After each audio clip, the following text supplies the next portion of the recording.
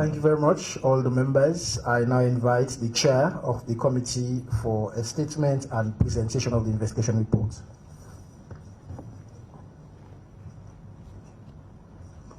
Thank you very much. Mr. President, His Excellency, Brigadier Retired Julius Adebayor, honorable ministers present, the Inspector General of Police, the advisors to the President, members of the committee itself, members of the Fourth Estate, good afternoon. It is my duty today to present to you the reports of the Special Investigation Committee that was set up by the President, His Excellency, to look into the protests that sprouted from various parts of Sierra Leone between August 8th to the 10th, which caused the disturbance of peace and stability in the country. His Excellency the President, after the appointment of the Special Investigation Committee, the committee set itself up to undertake various activities. But before I proceed to that, as has been introduced, the committee is made up of various individuals from various institutions of government, civil society, and other professional bodies. The task of the committee was to investigate the organizers of the protest, the planners, the funders of the protest, and most importantly, to make recommendations to the government on actions that will prevent the reoccurrence of such incidents. In order to do this, the committee set itself up to do this by a thorough methodology. This includes, firstly, visiting all the sites and areas where violence erupted in the country. This includes areas such as Potloko, Lonsar, Kamakwe, Makeni, Binkolo, Magboka, and some parts of the western urban and western rural areas.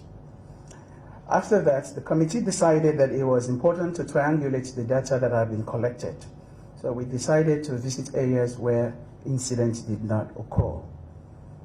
This was primarily because we wanted to know whether some of the issues that had been reported in incidents, in places where incidents occur, were not prevalent in places where incidents did not occur.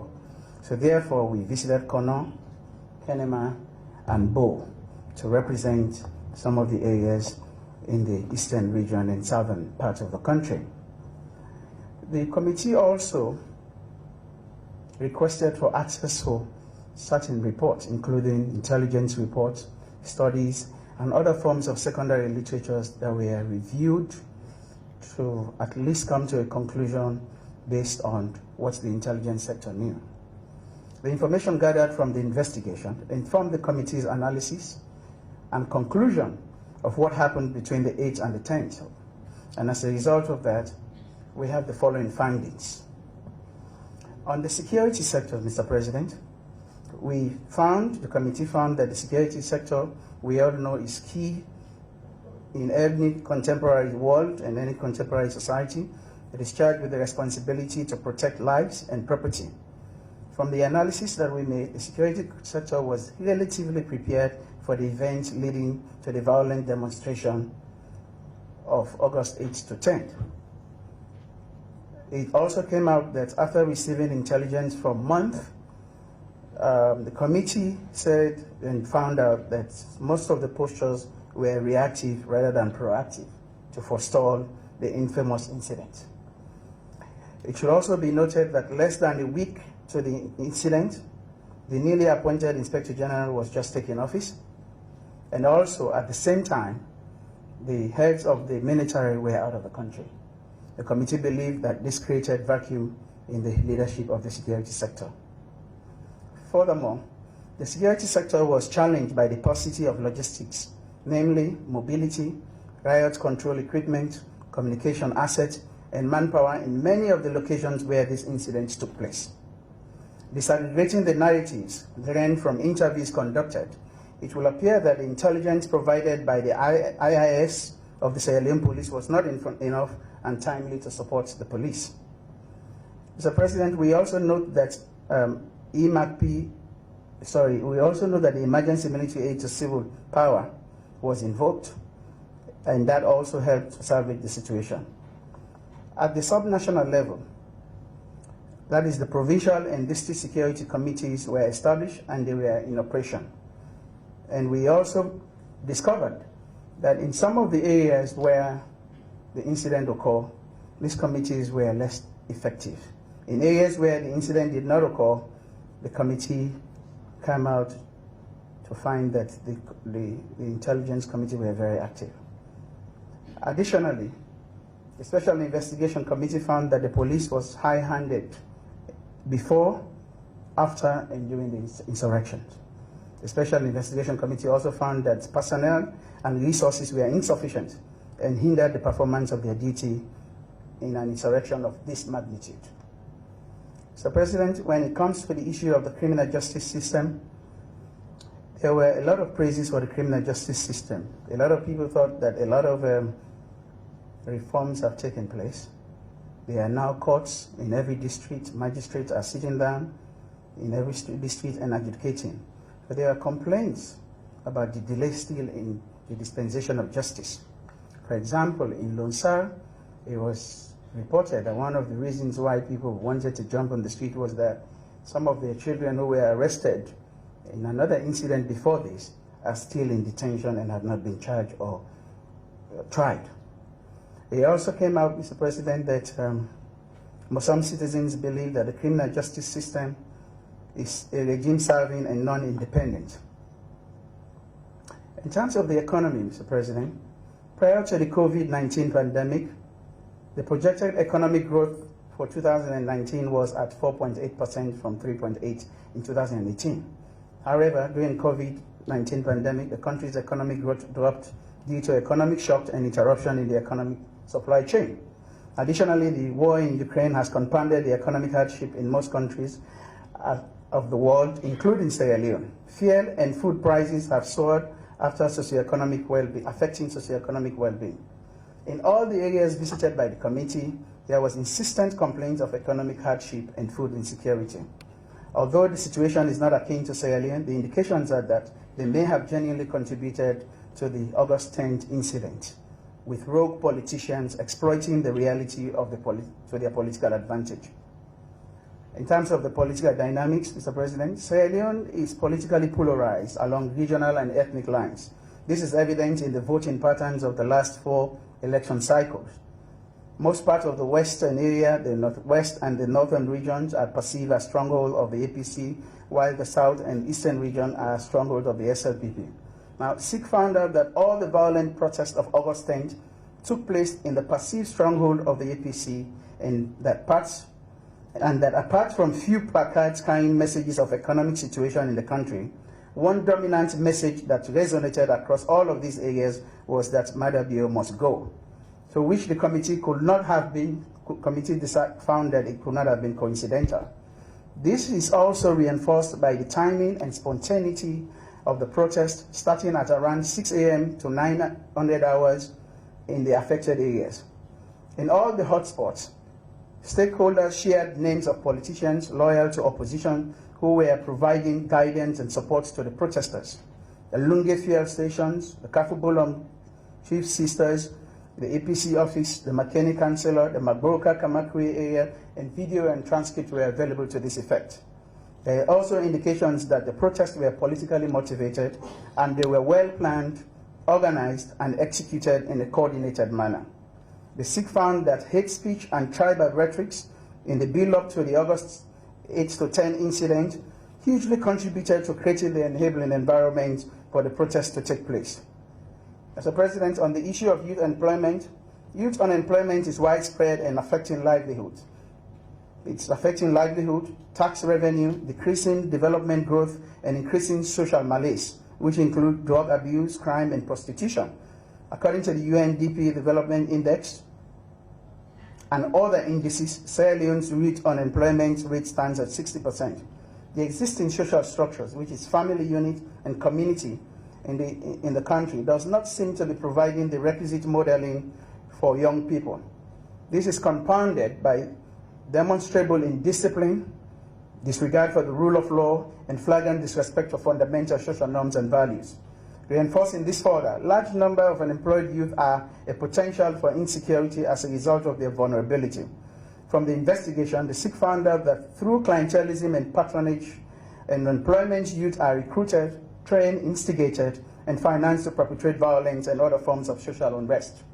Many of the youth engaged through focus group discussions lamented that graduates from various universities have not been able to gain any form of employment, while others said they lack technical and vocational education skills to enable them secure jobs, especially in agriculture, construction, tourism, and mining sector. Youth in the northern region of Sierra Leone claim that as long as the SLPP is in governance, they are marginalized from youth development programs. The committee's findings are that there were insistent complaints of youth unemployment and marginalization, substance abuse, economic hardship, and food insecurity. These are not justification for the level of violence that was perpetrated in the country. The indications are that they may have genuinely contributed to the August 8 to 10 incident, which rogue politicians exploited. So, President, on the issue of traditional authorities, and as you can see, this is something that Chief Fasuluku was very insistent on, that we have to look at the traditional authorities.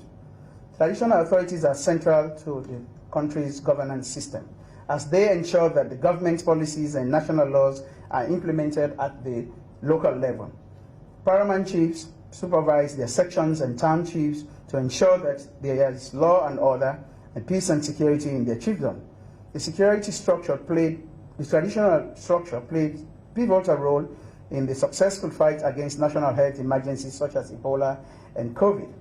However, the SIG found out that the authority of the paramount chiefs was tested during the August 8th and 10th protest.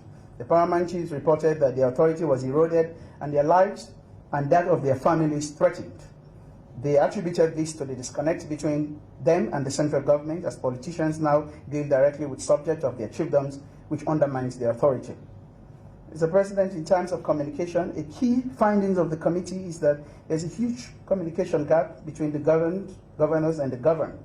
Engagement with youth, women, and traditional leaders and other stakeholders in all the areas visited for this investigation reveal lack of information about key governance issues that impact their lives. Furthermore, they informed the committee that the social interaction with government authorities to channel their grievances and frustrations are limited. Mr. President, the media is the next very important component that we looked into. During the investigation, the SIG noted that the mainstream media were helpful in disseminating relevant information to the public and provided the platform for engagement between citizens and security sector, especially with community radios in the affected areas. There were no indications that they contributed in fanning the protest. Unfortunately, in the east end of Freetown, 4 radio stations, namely Tumac, Justice, Citizens Radio, and Radio Tempo, were reported by residents in that area to the IMC of broadcasting disturbing political messages before, during, and after the August 10 protest, of which the IMC was swift to intervene to convene hearings. Social media, on the other hand, became the hub for the spread of insightful messages, hate speeches, disinformation, fake news, which all played a key part in the planning, organizing, and implementation of the August 8 to 10 incident. And it is important to note that one of the key players is someone under the aegis of Adebayor and the People's Power in politics.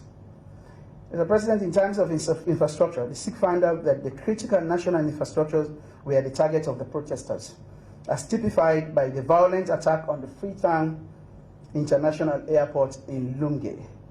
It was disturbing that we found out that the protesters targeted the airport and planned to dig holes on the tarmacs.